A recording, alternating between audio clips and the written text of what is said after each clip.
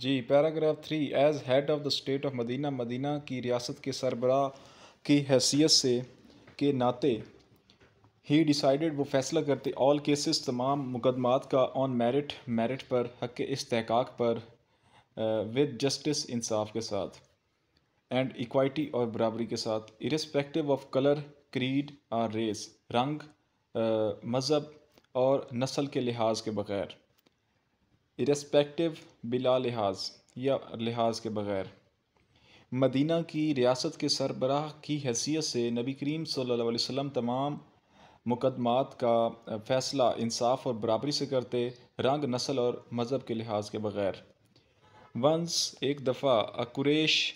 वो मैन, एक दफ़ा एक कुरैश की एक खातून, was found guilty of stealing, वो मुजरिम पाई गई, ऑफ स्टीलिंग, चोरी, चोरी की मुजरिम पाई गई या चोरी के इल्ज़ाम में पकड़ी गई। Some people wanted to save her, कुछ लोग उसे बचाना चाहते थे, फ्रॉम पनिशमेंट, सज़ा से, कुछ लोग उसे सज़ा से बचाना चाहते थे, in order to protect the honour of the family of the Quraysh, ख़ानदान कुरैश की आबरू को बचाने के लिए कुछ लोग उसे सज़ा से बचाना चाहते थे। दे आस्क, हज़रत उसामा बिन जैद, उन्होंने हज़रत उसामा बिन जैद रज़ी अल्लाह ताला अन्हु से कहा, टू इंटरसीड, कि वो सिफारिश करें, टू इंटरसीड, सिफारिश करें। अगले पेज पर जाने से पहले ऊपर एक क्वेश्चन है, why did the Quraysh think that the रसूल अल्लाह सल्लल्लाहु अलैहि वसल्लम वुड फेवर दैम, कुरैश क्यों सोचते थे कि नबी करीम सल्लल्लाहु अलैहि वसल्लम उनको उनको फेवर करेंगे, यानी उस खातून को छोड़ देंगे, क्योंकि उनके नज़दीक हज़रत मोहम्मद रसूलुल्लाह सल्लल्लाहु अलैहि वसल्लम भी ख़ानदान कुरैश से थे,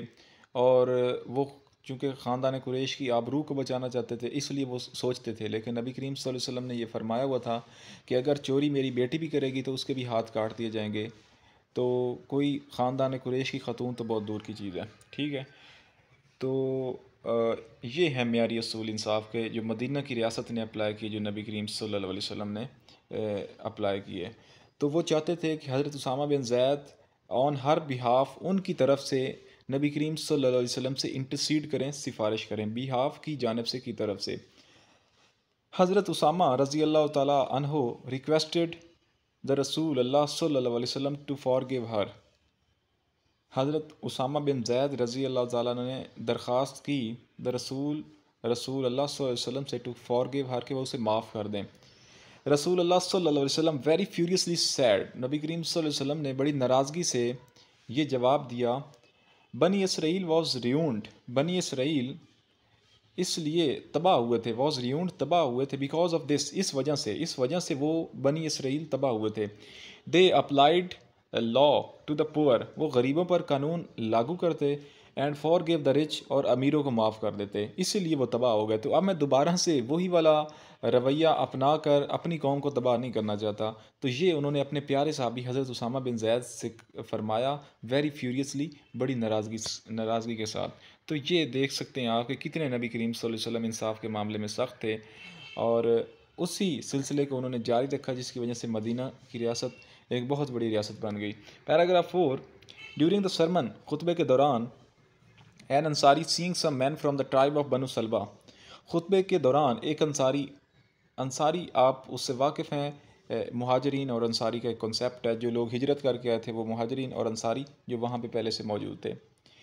an Ansari seeing some man, एक अंसारी कुछ लोगों को देखते हुए, from the tribe of Banu Thalaba, जो कि बनु सलबा के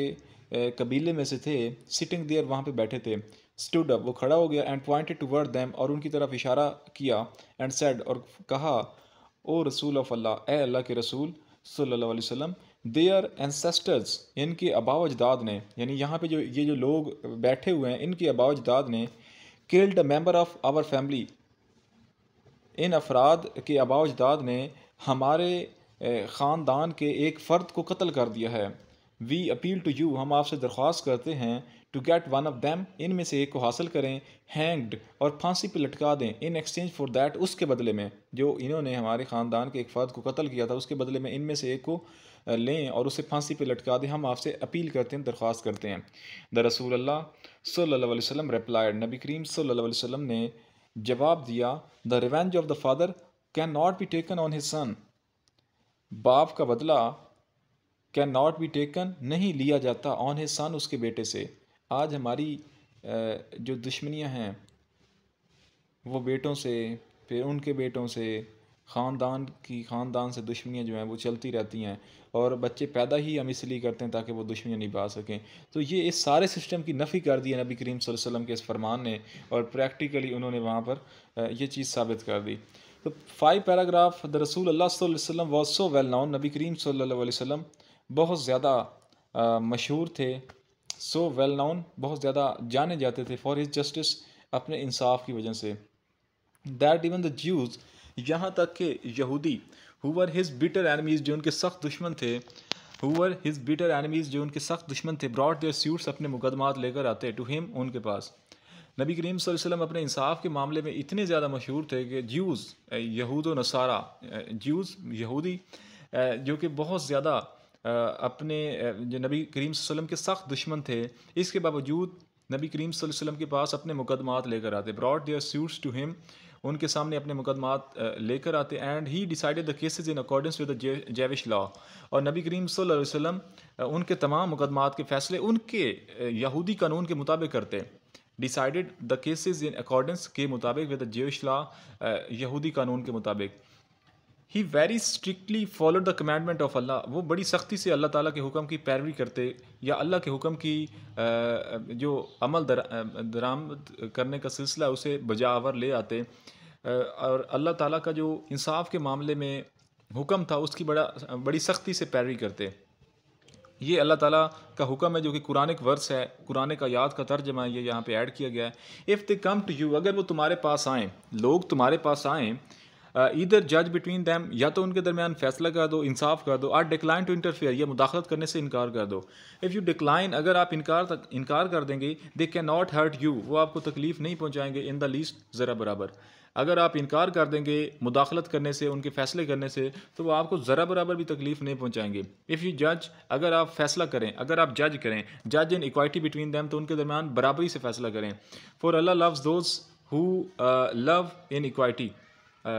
हु जज इन इक्वालिटी, क्योंकि अल्लाह उनसे मोहब्बत करता है जो बराबरी से फ़ैसला करते हैं, जो इक्वालिटी से फ़ैसला करते हैं, जो हक़ इस्तेहक़ाक़ पर, जो इक्वालिटी पर बिलीव करते हैं, अल्लाह उनसे मोहब्बत करता है। तो ये है तरीका अल्लाह की मोहब्बत समेटने का, कि आप इंसाफ को रंग, नस्ल और मज़हब के बग़ैर करें। आज पाकिस्तान का पूरा सिस्टम क्यों डैमेज हो चुका है, या अल्लाह की मोहब्बत से लोग क्यों फ़ारिग हो चुके हैं, क्योंकि यहाँ पे इंसाफ नहीं है। अमीर के लिए और इंसाफ है, गरीब के लिए और है, गोरे के लिए और है, काले के लिए और है। तो ये जो रंग, नस्ल और मज़हब की बुनियाद पर तफरीक, भुट्टो ख़ानदान के लिए और इंसाफ है, शरीफ ख़ानदान के लिए और है, छोटे ख़ानदानों को और झंझोड़ा जाता है, गरीब को मार मार के मार ही दिया जाता है, और अमीर को जिसने करोड़ों रुपए चुराए उस पर फूल फेंके जा रहे हैं। तो ये वो नाइंसाफ़ी वाले सिस्टम्स हैं जिसकी वजह से पाकिस्तान, न सिर्फ पाकिस्तान बल्कि और बहुत सारे कंट्रीज़ और जो कौमें हैं वो तबाह हो चुकी हैं। हम कोई अल्लाह ताला की चहीती कौम नहीं है कि हम उसके जो कवानीन हैं उनकी पैरवी नहीं करेंगे और वो अल्लाह ताला हमें बचाता रहेगा। तो ये जो चीज़ें होती हैं, अल्लाह सिर्फ उनसे मोहब्बत करता है जो इंसाफ करते हैं, चाहे वो नॉन मुस्लिम ही हों तो वो ऊपर चले जाएंगे अगर वो इंसाफ करेंगे। आज इसकी बेहतरीन मिसालें यूरोप, अमेरिका, चाइना, रशिया आपके सामने है, जिन्होंने इन थ्योरीज़ को, इन चीज़ों को अपनाया है, और आज वो कहाँ हैं और हम कहाँ हैं। ऊपर एक बॉक्स में क्वेश्चन है, why did the non Muslims trust the रसूल, क्योंकि नबी करीम सल्लल्लाहु अलैहि वसल्लम ट्रस्टवर्दी पर्सन थे, और जो वो बात कहते थे वो करके दिखाते थे, तो इसलिए गैर मुस्लिम भी उन पर यकीन रखते थे। ठीक है, जो नेक्स्ट पैराग्राफ्स हैं इनको हम अगले लेक्चर्स में देखेंगे।